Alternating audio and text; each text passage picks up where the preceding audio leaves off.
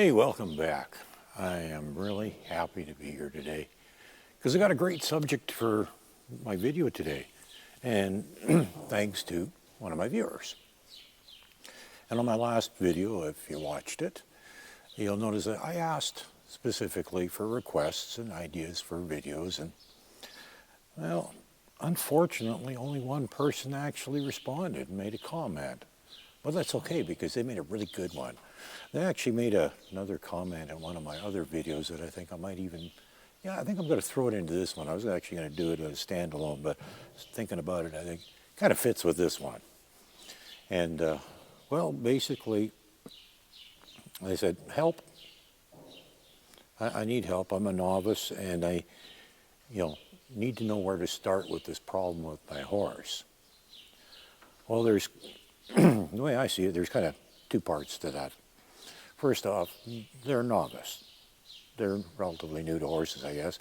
They don't say exactly how much experience they got. They don't say how old they are. They don't really say how old the horse is or what experience it has. So there's a few things that, there's going to be some variables here that I'm not going to be able to get specific with, but not much really changes anyhow. I mean, it's all going to be pretty much the same stuff. But one of the things that I liked about it was the fact that they asked for help. They actually said, I need some help. I need, where to get started working with this problem with my horse. And being that they're a novice, in their words. And I think right there, that puts them way ahead of most people because they actually have already admitted that they need some help.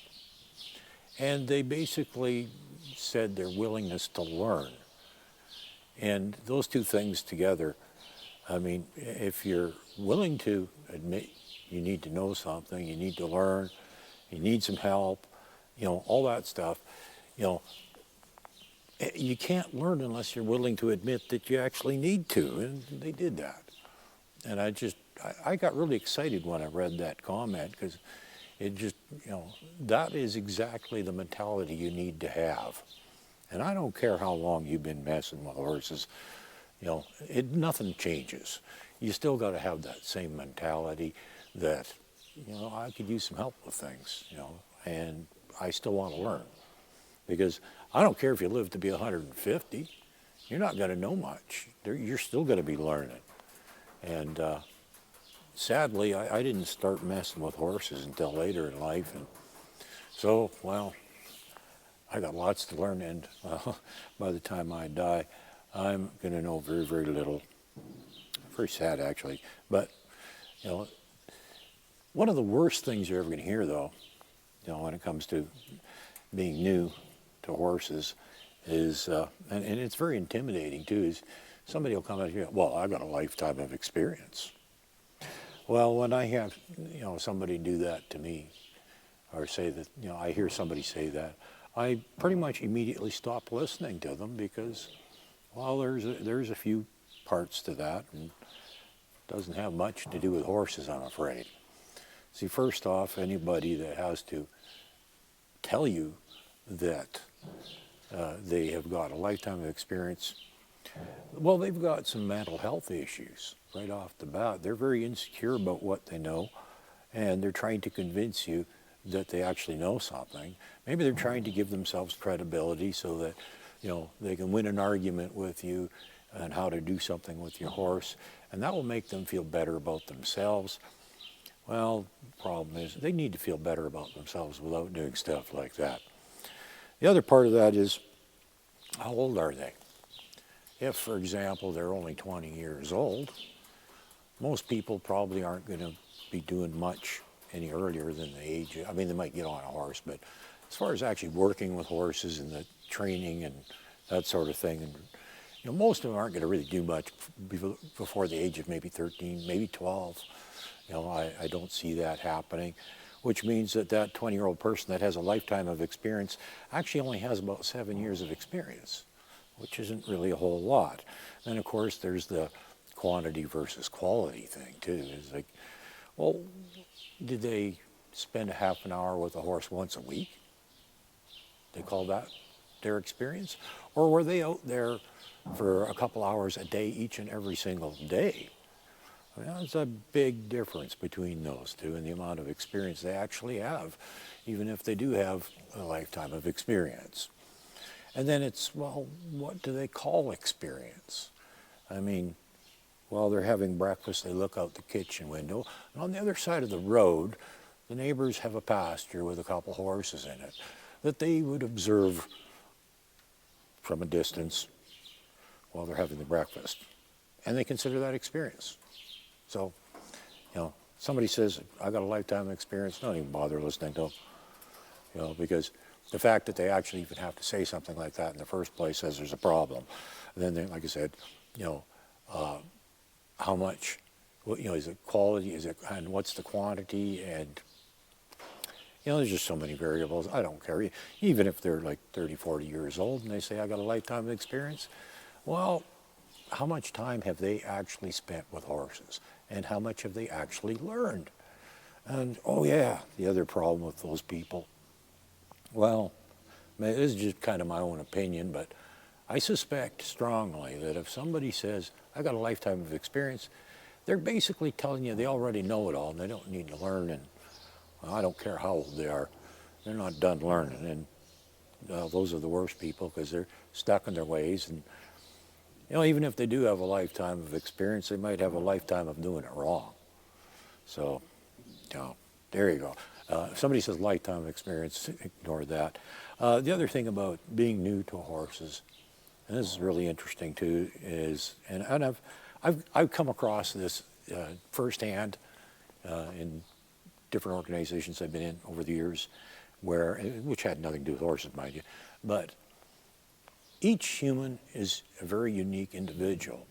And just as humans are individuals and very unique, so are the horses. And so it's very possible, no, not possible, I think I can pretty much guarantee, that at some point, because of your uniqueness and your horse's uniqueness, combined with the uniqueness of your situation, that you probably know something I don't know. That's very likely. I don't care if you've only been playing with horses for a couple of weeks. You might very well know something I don't know because I don't have your horse. I'm not in your situation.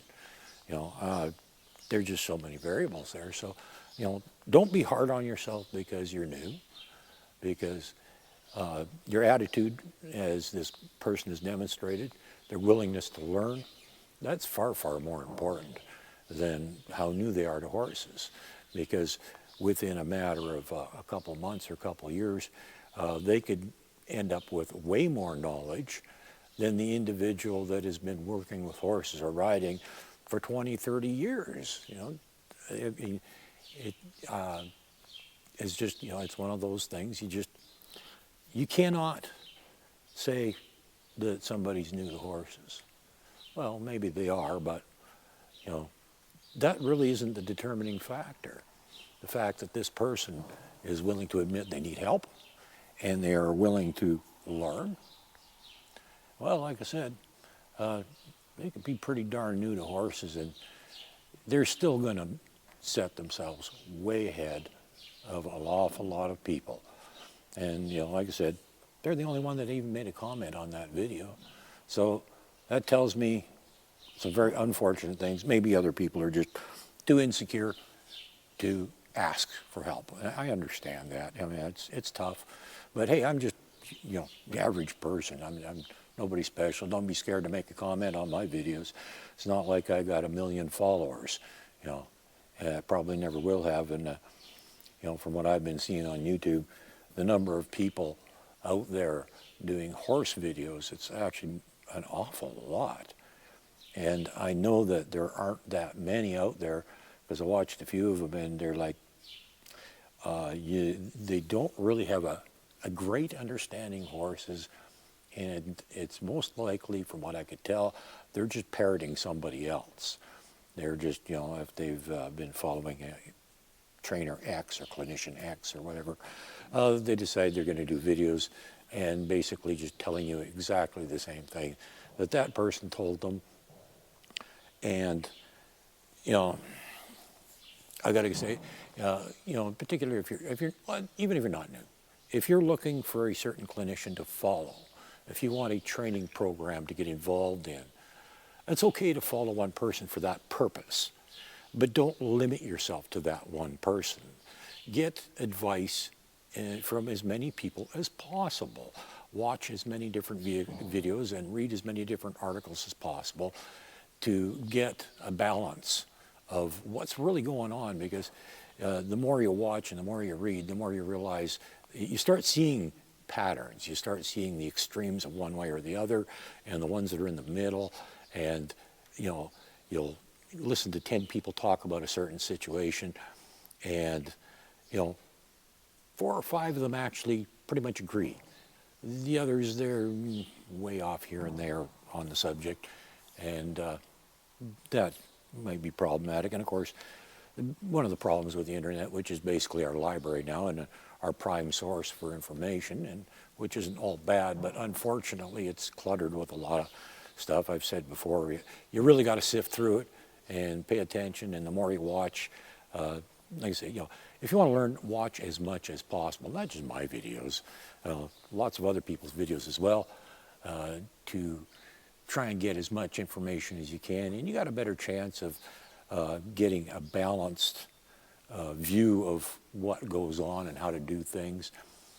And once you get a general idea of the right way of doing things, or the general attitude a trainer or clinician should have, you can start following somebody, and that's okay, because most of them have put together a training program that is in a certain order. There's certain steps you do, and there's usually a good reason for it, because it works if you do things in a certain order. And so, in that respect, following somebody from beginning to end, step by step, can actually be quite beneficial.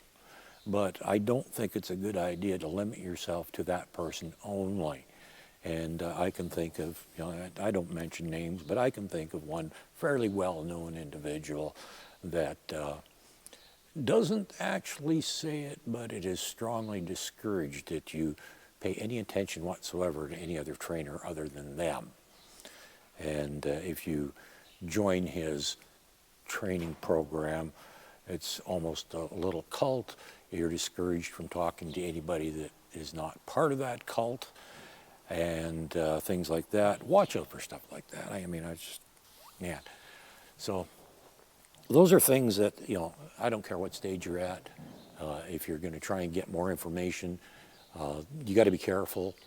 It's not easy, especially in the beginning, which is one of the reasons I started doing these videos.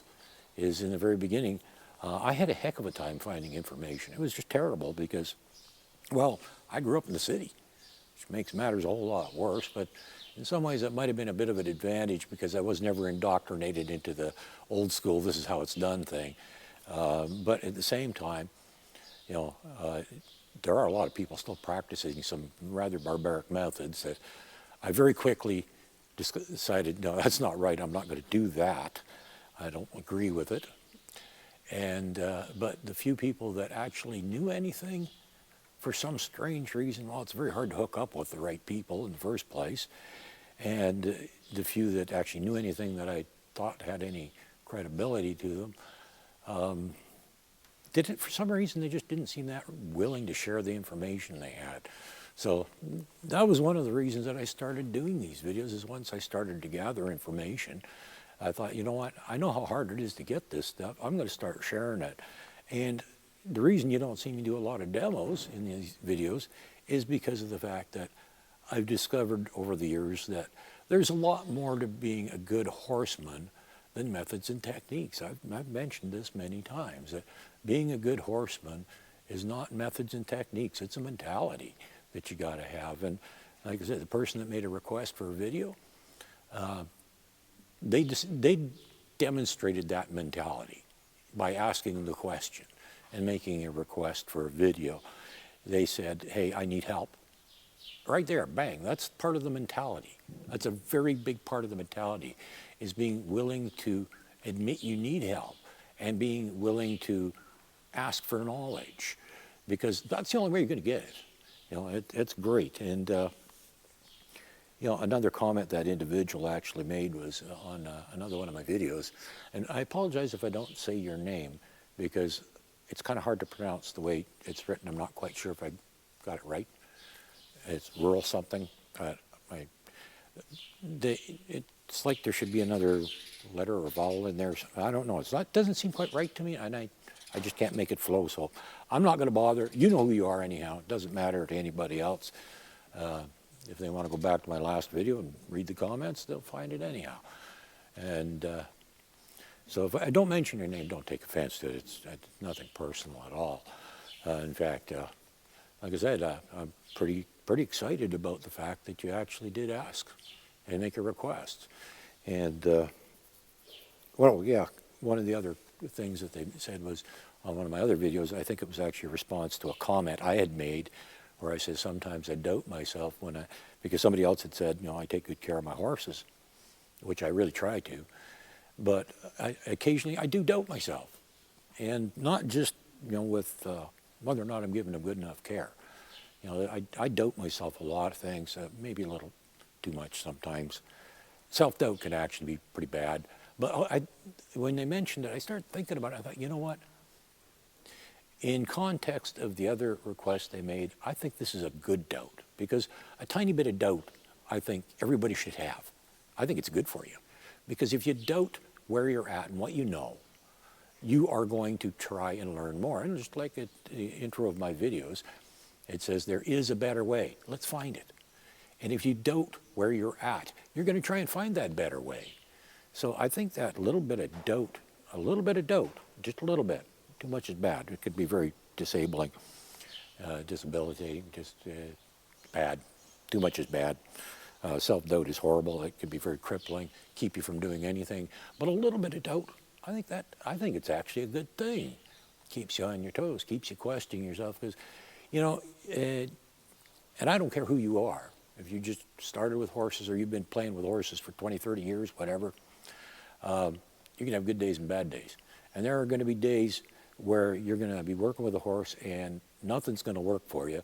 You're going to swear you're going backwards because the day before it was way better. Things were clicking. Today, nothing. And then you walk away thinking, man, what am I doing? You know, this is ridiculous. I don't have a clue. You start really doubting yourself. Well, don't be too hard, though. I mean, you will have good days and bad days, and every time you have one of those bad days, just go, that's okay, it was only today. We've had 500 good days, one bad day. And the very next day just might be a whole lot better. And I have actually, I learned this with one little horse I got, that even within about 6 hours, things can turn around. And I learned this years ago with her. I was working with her, and I was just, things weren't working. I just was struggling with everything. And I finally said, oh, I'm not getting anywhere. And I just kind of hung up the lead, called it a day. But I just had this bug. I couldn't quit trying. So several hours later, I tried again, and all of a sudden, I was working with a different horse. And things were clicking, everything was working. Well, my bad day turned into a good day real quick. And sometimes it's the next day or the day after or whatever. But I can assure you that as much as I can assure you that you will have bad days, I can also assure you they will be followed by good days. So don't get discouraged. You know, you're going to have a bad day. Everybody does. I don't think there's anybody out there. I've watched one video that I watched. It was actually pulled off of YouTube. I think at the individual's request, it was on it because it was taken by somebody else. It wasn't an official video, but a video was taken at a clinic, and a very prominent individual came off their horse. And, well, that was kind of an embarrassing thing. For some it is. I've seen other guys that actually posted videos of them coming off a horse because, and I think that's a good thing. I don't think you should try and hide that stuff, because then people get an unrealistic belief of what these clinicians and trainers are, and think that, you know, well, if they can do it, I can do it. I shouldn't be coming off my horse. They don't come off their horse. Well, yes, they do. You just don't see it because they've edited out of their videos. Okay?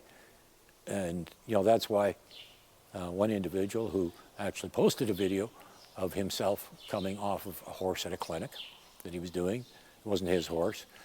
And he posted that video to his group and had just an insane number of views. And he could not understand why it was so popular. And I thought, I was actually kind of surprised that he didn't get it, And, well, not entirely, I suppose, but, the thing is, that video showed him as a real person.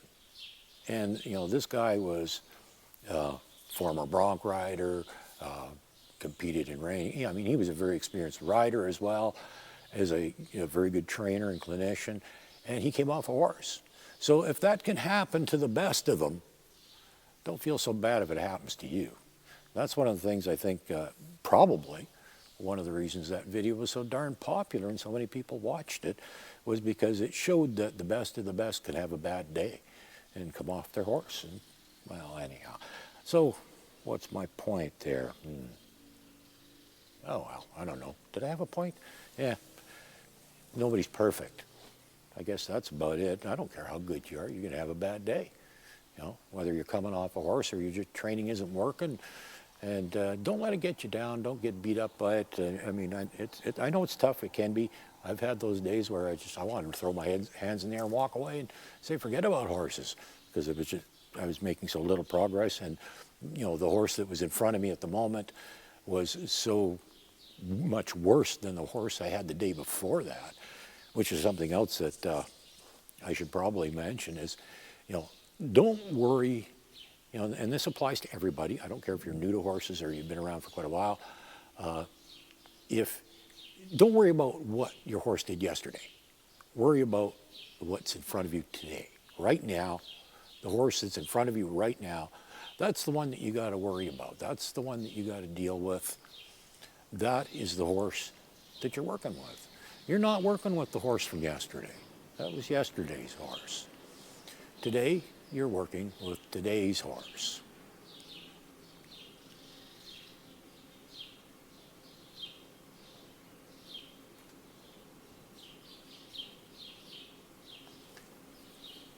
So anyhow, the request for the video was, being that they're relatively new to horses, I don't know how new, but they had this pony. Well, they call it a pony. I don't know how big that is. Pony can be anything under, I don't even know what. Well, it depends on which organization you belong to, what the classification is for a pony. It's basically defined by height. Some it's 13 and a half, some it's 14, some it's 14 and a half. I don't know.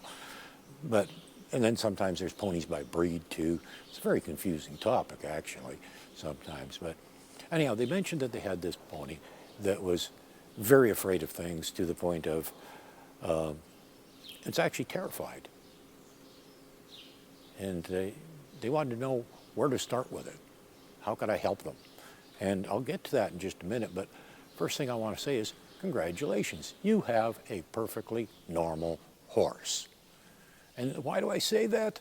Because it's, well, it's part of its behavior, although it seems really spooky and worried and afraid and terrified, and you can call it what you want. It's really just part of its natural instincts, survival instincts.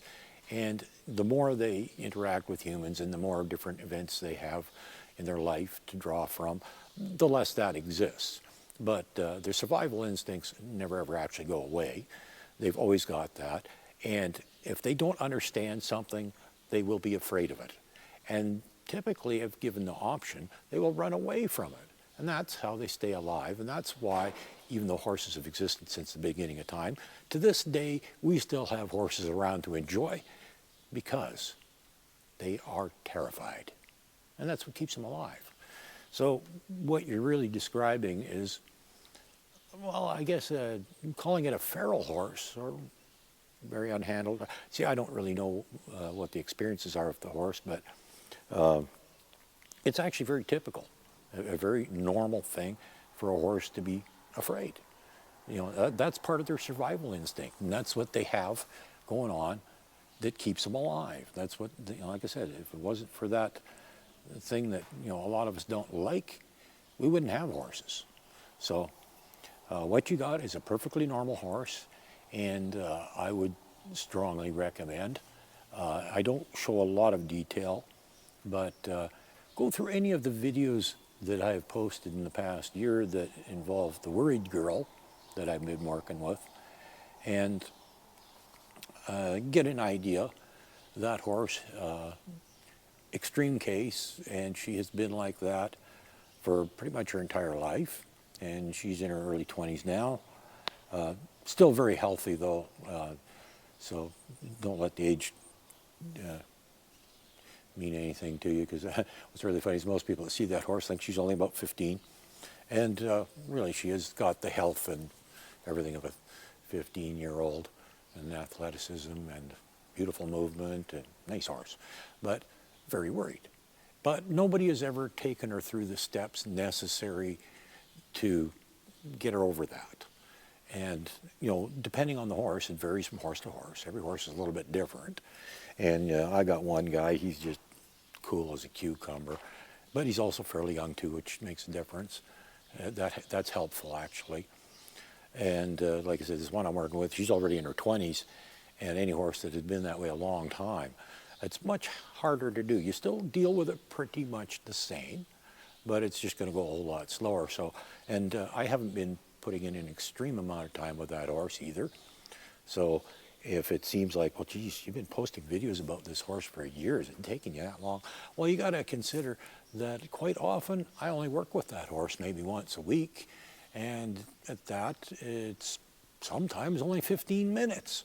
All depends on what we're trying to achieve and whether or not we do, because I got a little different way of doing things. Is if I manage to achieve something that I've, if I had my mind set on something that, and the horse has given me no indication I should work on something different, because that's something else too. Is you always got to be willing to listen to the horse, and if the horse says, if you have a problem with a certain thing that's unrelated to what you were going to do, you might want to spend the day working on that thing you're having problems with instead.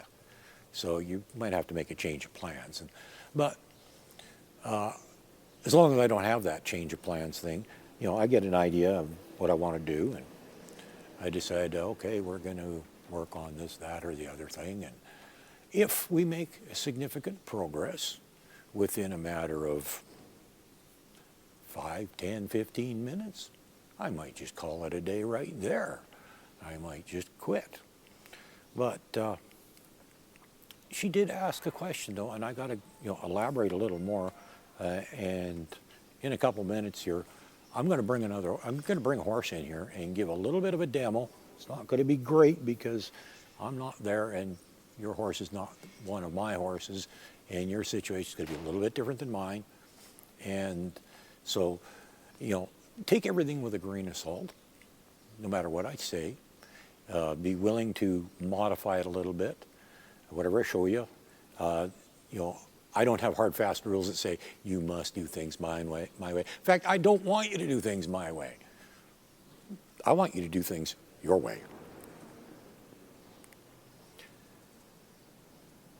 So, when I get to that part, these are just suggestions, basic. I'm going to show you some basic principles that are involved in what you need to do. But prior to that, I'm going to just talk briefly about, they want to know where to start with this very worried, afraid, terrified horse, which, by the way, is pretty normal.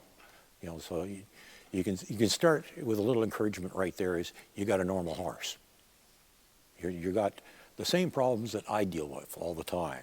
And by the way, it's not that hard. So don't get discouraged because you're thinking, oh my goodness, I got the same problems you got. I hadn't got a clue what to do. Well, it's really not that hard. I didn't know it wasn't that long ago. I didn't know what I was doing. And most of what I do and what I've learned, I've kind of made up myself. I've definitely gotten ideas from other people, but an awful lot of stuff that I do, I just kind of go with my gut and my intuition, and and just wing it. I just go along with whatever seems to work, seems to make sense, and that's what we do. But basically, you're addressing a couple of things with what you want to achieve with your horse. If you've got a very worried horse that is, as she said, afraid, terrified, which, by the way, is quite normal, so take heart there. You're not dealing with a weirdo. You're dealing with a perfectly normal horse. And there's two aspects to that. Is a horse is afraid of things it does not understand. It doesn't know what they are. If it sees something that is new to it, and it goes, I have no idea what that thing is. Is that thing going to kill me? Because that's what you have to understand, is the reason that horses are so afraid of things is they are literally fearing for their life, because they see something, a situation or an object that they don't understand, and their first thought in their mind is it going to kill me? Is it dangerous? Do I need to worry about this? Hi, dog.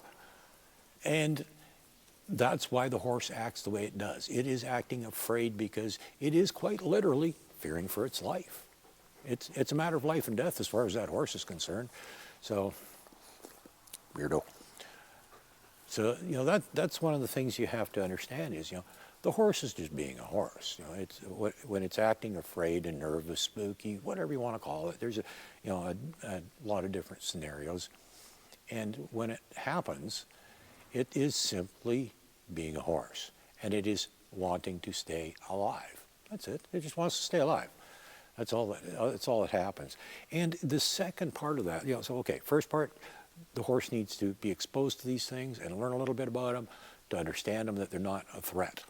They're not dangerous. They're not going to kill it. It's not a horse-eating monster. God, they think everything's a horse-eating monster. Your problems, honestly, your problems are very, very common. And, so they have to learn that by exposure to certain things, and how you expose is important. I'll show you that in my demo. But they need to be exposed to things so that they learn that they aren't things that are going to hurt them. They don't need to worry about them. And then pretty soon they won't be afraid of them. Even things that they've never seen before, they go, okay, the last 20 things I saw didn't kill me. Maybe this one won't either. I'm going to be cautious. I'm going to approach it with a lot of caution, but I'm not going to have a meltdown and be terrified of it, that sort of thing. So that's half of it. The other half is your relationship with the horse. Very important, because in a horse, what a horse needs, and this is very, very, very important to all of you, is in nature. I'll call it nature, because even if in a domestic herd, it's their natural way of doing things. Is horses feel much more secure if there's a strong horse there. Then there's somebody that is going to keep them safe and protect them, and that makes them feel calm, safe, happy, relaxed. That's what it's like. And so quite often, because of this, if nothing else has ever been introduced to the horse, they become what's called herd bound, where they have to be with other horses, otherwise they have a meltdown. And that's exactly what I'm dealing with this other horse.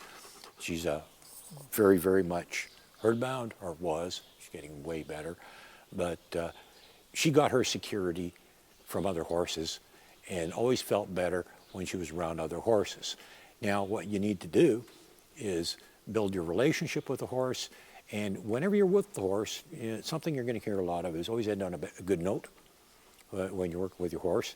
Well, actually, I think it goes a little beyond that. Is whenever you're with the horse, just try and make it a good time.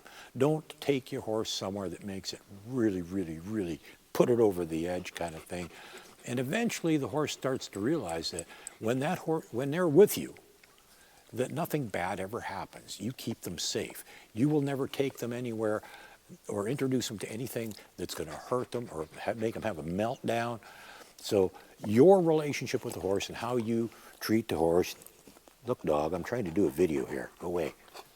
Nice dog. Pain in the ass.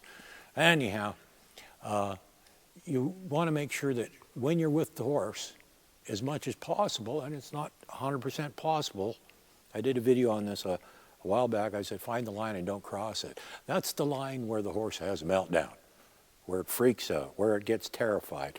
You don't want to cross that line. But unfortunately, it will happen occasionally.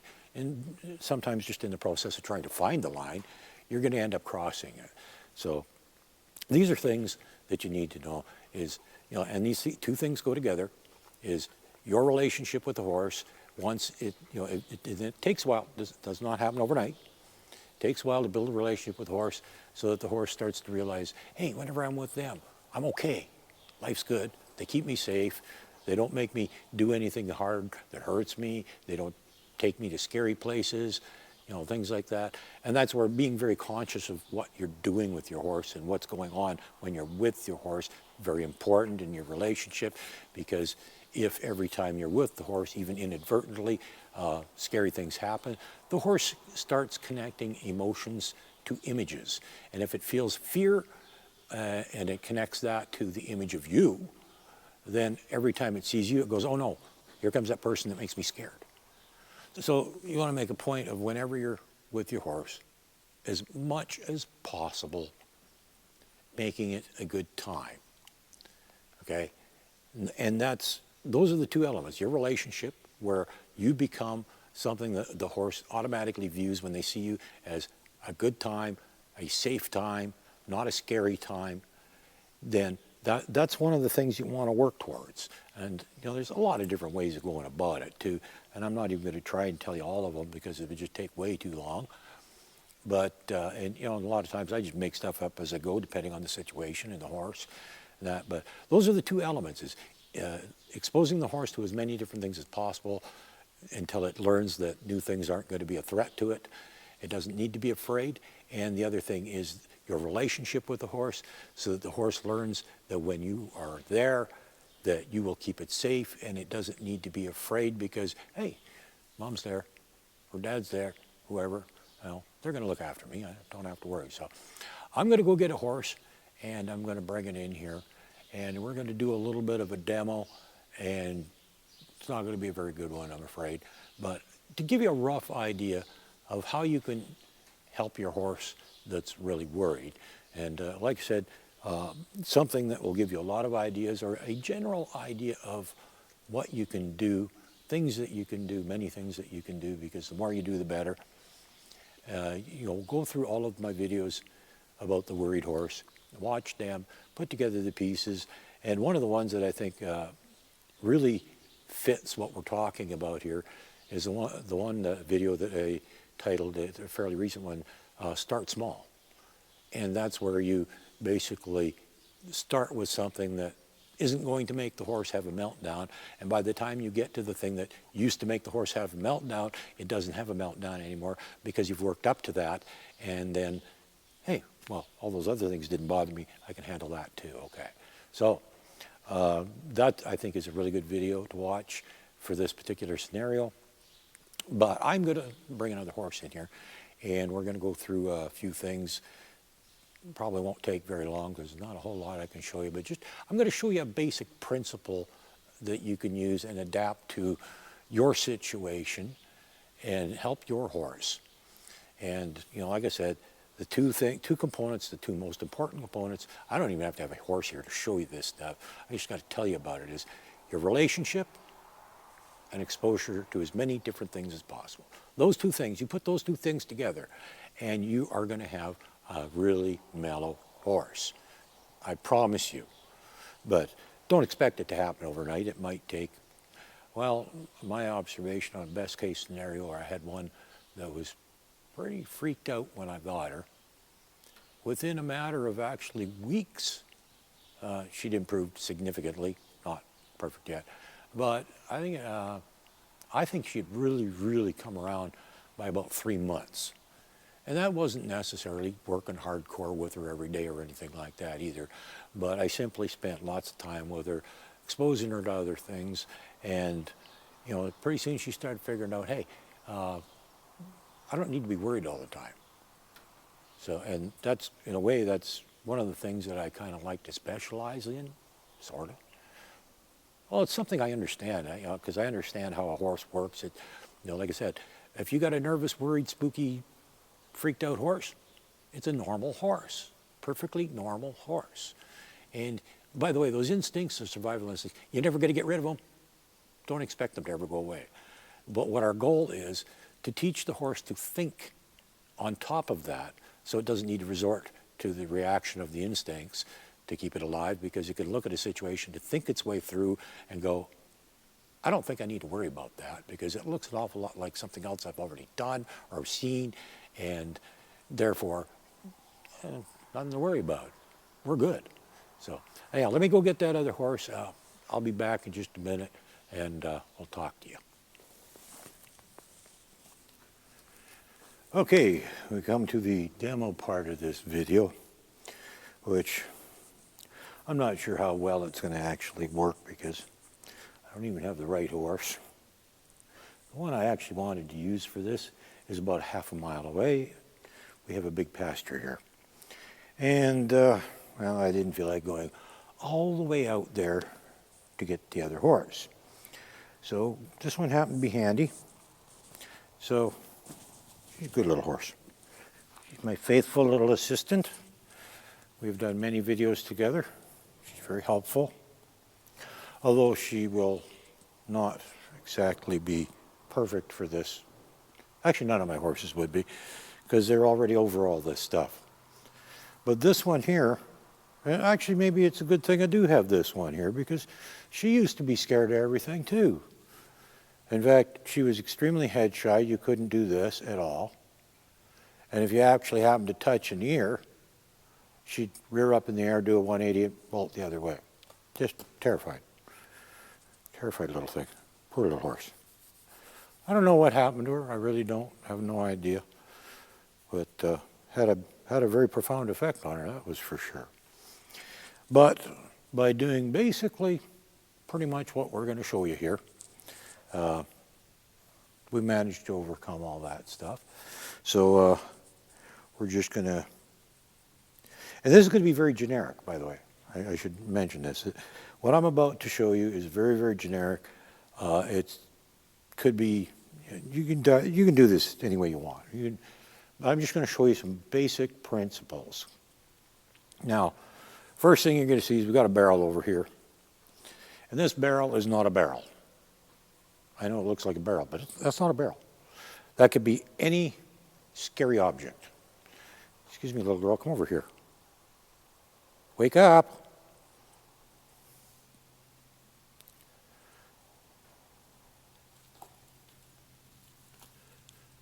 You weird little horse. You got to stay awake for this, okay? Now that her butt isn't in the way, maybe you can actually see the barrel. I don't know. Hard to tell if she was in, yeah, pretty close. Anyhow, that's not necessarily a barrel, but it represents any scary thing that bothers the horse. It could be a tractor. It could be a goat. It could be a dog, a cat, anything. Fence post. Doesn't matter. It is a scary thing. Anything at all that the horse is scared of. That's what that barrel represents. And what we're going to do is we're going to take our horse for a walk. If she'll move. This one's not the best for that. She doesn't like moving if she doesn't have to. But what we're going to do is, excuse me, dear, you're just not being very cooperative.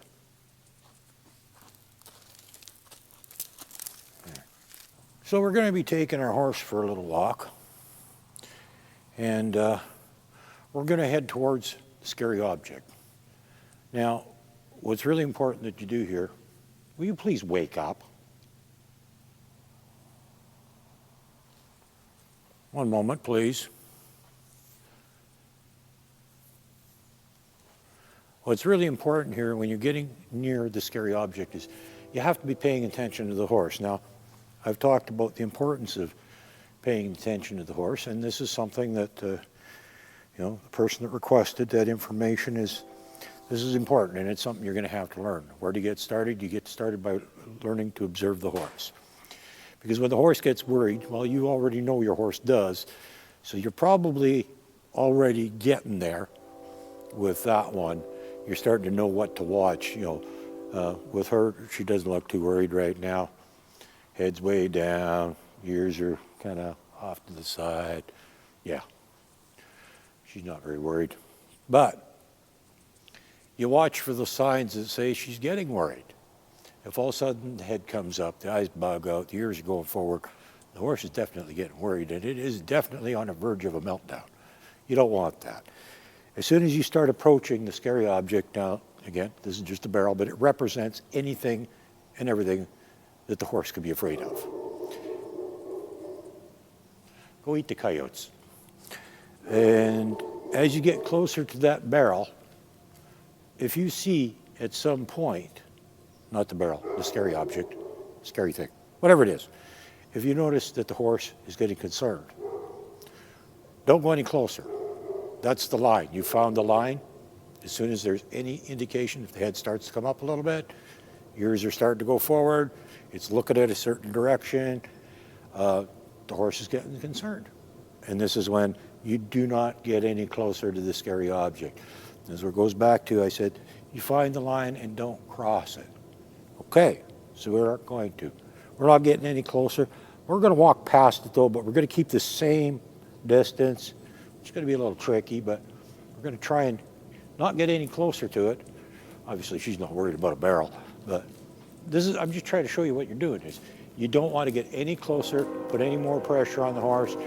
She's not cooperating. She's actually getting closer to the thing. But we're going to keep doing this, and we can do this with a variety of objects. Don't keep working on one until you can get the horse up to it. And later on, you might want to walk past it again,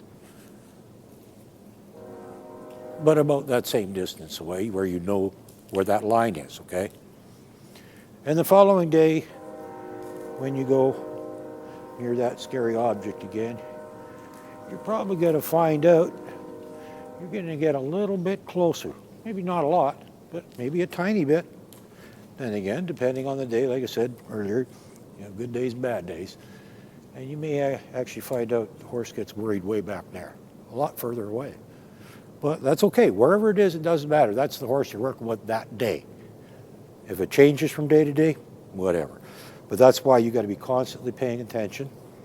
As soon as your horse starts to get a little bit worried, you notice it getting a little tense, that's when you do not get any closer to whatever it is that it's worried about. But you don't avoid it. You don't turn around and go away. Because then the horse learns that if it gets worried about things, the thing goes away or they get further away from it, whatever. We're not going to do that. We're going to stay the same distance. We're going to walk past it. Yeah, we're going this way, dear.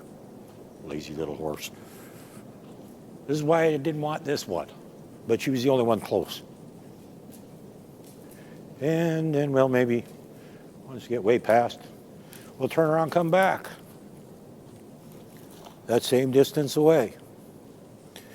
And if the horse does have a meltdown, and this goes back to something else that I've demonstrated leading, and I said the safest way to lead a horse is behind you, and this would be an excellent time to be practicing that. Because if the horse freaks out and jumps, it's not going to land on top of you because you're right beside it.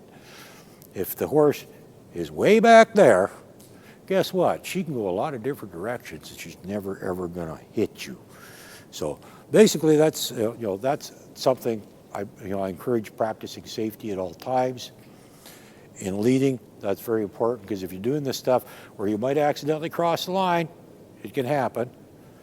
And if you do cross the line and the horse has a meltdown and it freaks out and jumps, you want to make sure that there's lots of room between you and that horse. You don't want to be standing right here like they teach you to do in pony school or wherever it is they do this stuff. You want that horse back there.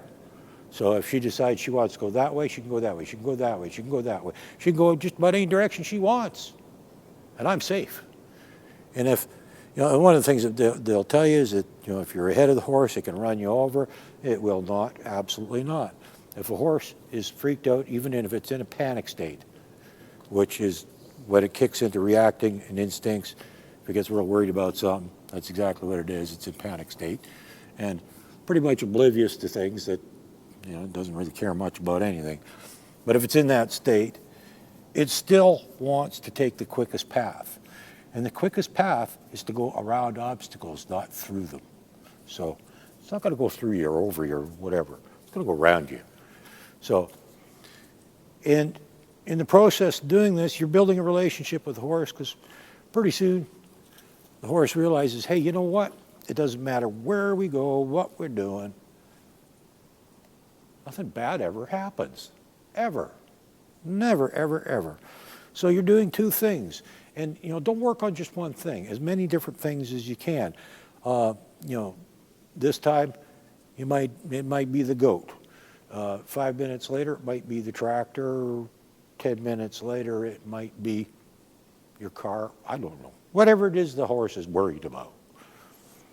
And quite often, it could be, I discourage the goat, by the way. Don't use live animals if you can avoid it, because they might not stay stationary. They might get curious and want to come visit the horse. And if the horse is freaked out by this strange little critter, who knows what's going to happen there.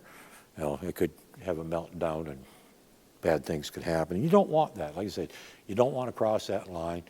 You want to get right up to it, always paying attention to the horse as much as possible. Watch out of the corner of your eye. Yeah, the horse is behind you. It's hard to see, but just keep watching over your shoulder and watch and see. And the minute that horse shows any sign whatsoever of anxiety in the situation, then don't go any further. Simple as that. Just, okay, well, now we're going to go this way. We're still going to be about the same distance, but we're going this way now. We're going to keep moving, but we're not getting any closer, are we? No. Then pretty soon the horse is like, whatever. We can move anywhere we want. And if, bad things are there, scary things are there. And, there's another thing, and I'm not too sure about this stuff yet, but something that I've heard is that, and I know it works in other situations because I've used it, is that paying attention and acknowledging the horse's feelings. The horse notices when you're paying attention. And if you always notice when that horse is getting a little anxious, it's going to feel even better with you, because then it's go, wow, you're really paying attention to me, aren't you? And there's your relationship. And, like I said, all this stuff goes together. Actually, there's not much in horsemanship that doesn't go together, but, the getting your horse over the scary objects and building relationship, both at the same time, they go together just like this, absolutely. Very, very close. They're very, very closely connected. And when you get that relationship, by exposing it to scary things but never crossing that line, that really helps build the relationship. And the more you build the relationship, the safer it feels with you, and the closer you can get to those scary things. And then pretty soon, it won't be long, and you'll be able to walk right up to that scary thing and say, I'm just going to sit down here and take a break. There we go. And the horse isn't going to care. But that's not going to happen immediately. You're going to have, it could be taken, like it said, depends on how old the horse is, the experiences it has had. There's a lot of variables there, the personality of the horse itself. It may take anything from hours to days to weeks to months to even years. I know that sounds a bit extreme, but it all depends. There's no one answer, and it's one of those things that you'll hear a lot of people say, well, you should be able to accomplish such and such in this amount of time, and no, it doesn't work that way. Absolutely does not work that way. And this little horse is proof of that too, because when I first got her, she was an absolute mess, and it actually took quite a while to get her to come around. And now, well, she's just the sweetest little horse on the planet. We can do just about anything we want with her. She's still got a few little skeletons in her closet. If we do certain things too quickly around her, she gets a little worried about them, but we know what they are, and we just avoid them, don't do them. And it's not things that, I could pretty much throw a saddle at her, and she's not going to get upset about that. And if I pick up a rock, though, she gets worried. Somebody must have threw things at her, as well as many other things. I don't know what else happened. I have no idea what happened to this poor little horse. All I know is it definitely has her worried, and she perceives just about anything in my hand as a potential threat I might hit her with. I, and I kind of figured that out one day. I took my hat off, and as soon as my hat left my head, she jumped back. Well, apparently people would hit her. She doesn't like it if I got the stable rake, the whip, the flag, anything in my hand, pretty much anything in my hand, she gets worried about. So I think that possibly she was, and like I say, I don't know. I wasn't there. I don't know her history that much. She was given to me. But I'm going to guess that she was probably randomly hit with whatever was handy.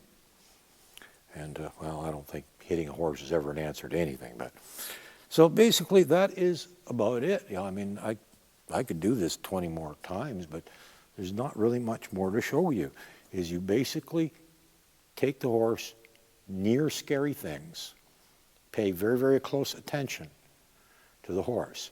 And when you see it starting to get a little concerned, don't immediately turn around and walk away from the scary thing, but don't go any closer. Kind of keep your distance like I just demonstrated. Okay, if we're heading towards that and that's the scary object, as soon as we get to the point where the horse gets worried, we're going to make a turn and we're going to keep our distance and walk past it. We'll go around it maybe or whatever, but we are not going to get any closer. But at the same time, we're not going to just turn around and go, whoop, no, let's get out of here. Horse is getting worried. No. You want the horse to get a little bit worried, otherwise there's no point in doing what you're doing. And but you don't want to cross a line where the horse has an absolute meltdown, because if it does, chances are she's going to pull the lead right out of your hand. You're going to get rope burn. The horse is going to end up way over there somewhere. We don't know where. And yeah, it's not going to be a good day. And then the horse is going to start looking at you. It's like, okay, you scare the crap out of me. Every time I get near you, you take me somewhere scary. You make me scared. And that's exactly what you do not want. You don't want that kind of relationship with the horse. You want a horse that is so comfortable with you, they pretty much want to take a nap every time they're around you. Weird horse. Anyhow, so that's kind of it. That's how you can get started. There's a lot of different things you can do. Spend time with the horse. Let the horse get to know you. Let the horse learn to trust you. And it's just, I'm trying to think if there's anything really, really important that I should, there's so many things you need to know. I could probably talk all day on the subject of what you need to know, but when it comes to specific problems like that, I think that is probably the way to approach it. Now, you might want to tweak it a little bit to serve your own needs somehow, but the basic principle is you don't want to exceed the horse's threshold of what it can handle. Like I said, if you go back, watch the video of Start Small, I worked with what the horse could handle. And you're dealing with the exact same thing. And it doesn't matter what it is. If the horse is worried about something, it's worried about something. The emotion is very, very real. The rationality behind, they're scared of a stupid little piece of plastic? Really? Okay, you might see it that way. But that's not how the horse sees it. The horse sees it as, that thing might kill me. Now, that's silly as could be. You know it, I know it. But to the horse, it feels fear, and the fear is real. The rationale behind why they feel that way, that's not what we're talking about. The fear, the emotion of fear is very, very real. And you have to always take into account that this is how the horse feels. Is it rational? Is it logical? Does it make sense? Maybe not, but that is in fact how the horse feels. And you have to always understand that. And you also have to understand, like I said, that fear is what has kept horses alive since the beginning of time, and that's why we have horses to enjoy at this time in history. And so if you have a worried horse that's scared of things and terrified, guess what? It's a normal horse. And we're never going to remove those instincts. They're hardwired in there from the factory. It will always have the ability to be scared. But our job as their caregivers and handlers is to help teach them to think so that they can learn that, hey, I've seen 20 different things now, none of them killed me.